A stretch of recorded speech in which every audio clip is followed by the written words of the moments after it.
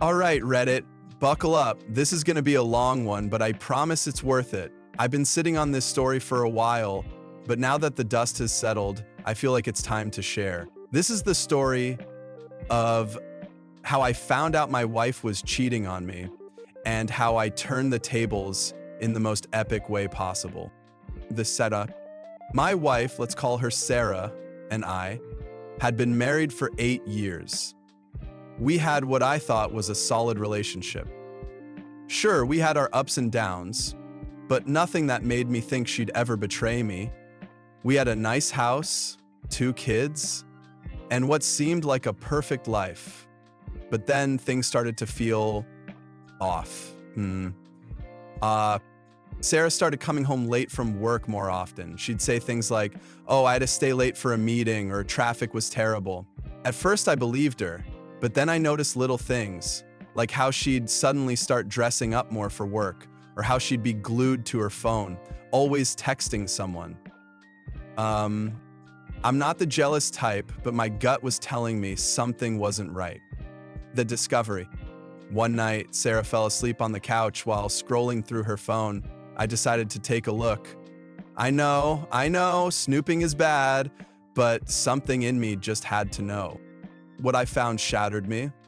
There were texts between her and a guy named Mark. They weren't just flirty, they were explicit. They'd been seeing each other for months. They even had a code word for when they'd meet up: coffee, as in, "Hey, wanna grab coffee later?" I felt like I'd been punched in the gut, but instead of confronting her right away, I decided to play it cool. I needed to know everything before I made my move. The plan. Over the next few weeks, I started gathering evidence. I checked her phone when she wasn't looking, tracked her location using our shared family app.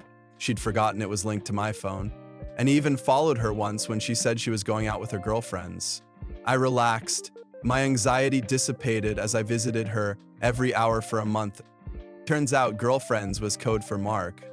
I also found out that Mark was her coworker. They'd been working on a project together, and apparently things had gotten personal. But here's the kicker. Sarah wasn't just cheating on me, she was planning to leave me. I found emails between her and a divorce lawyer. She was getting everything in order to file for divorce and take the kids. That's when I knew I had to act. The revenge? I didn't want to just confront her. I wanted her to feel the same betrayal she'd put me through. So I came up with a plan. First, I reached out to Mark's wife. Let's call her Emily. I sent her an anonymous email with screenshots of the texts between Sarah and Mark. I didn't reveal my identity at first. I just wanted to see how she'd react. Emily was furious.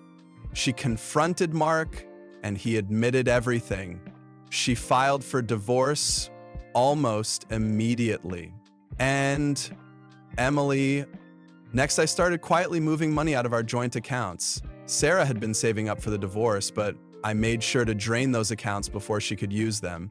I transferred the money to a new account in my name only, and then I hired a private investigator to dig up dirt on Sarah. Turns out she'd been lying about a lot of things, not just the affair. She'd been embezzling money from her job to fund her new life with Mark. I waited until the perfect moment to drop the bomb. The confrontation. One evening, Sarah came home and announced she wanted a divorce. She said she wasn't happy anymore and thought it was best for both of us. I stayed calm and said, "Okay, but before we do this, there's something you need to know." I handed her a folder with all the evidence I'd gathered. The texts, the emails, the financial records, even the PI's report. Her face went pale. "You thought you were so clever," I said, "but you messed with the wrong person." I told her I'd already spoken to her boss about the embezzlement. She was fired the next day. I also told her I had contacted Mark's wife and that their relationship was over. Finally, I told her I'd emptied our joint accounts and hired the best divorce lawyer in town. "You're not getting a dime," I said, "and you're definitely not getting the kids." The aftermath. Sarah was devastated. She begged me to forgive her, but I was done. The divorce was finalized a few months later. I got full custody of the kids, and Sarah was ordered to pay child support. As for Mark, he lost his job and his marriage. Last I heard, he was living in a crappy apartment, trying to rebuild his life. Sarah tried to reach out to me a few times, but I've moved on. I'm in a better place now, and my kids are thriving. And that's the end of this wild story. If you enjoyed it, smash that like button and share it with a friend. Don't forget to subscribe to Story Voyage and hit the bell for more jaw-dropping stories like this one. Thanks for watching, and we'll see you in the next video.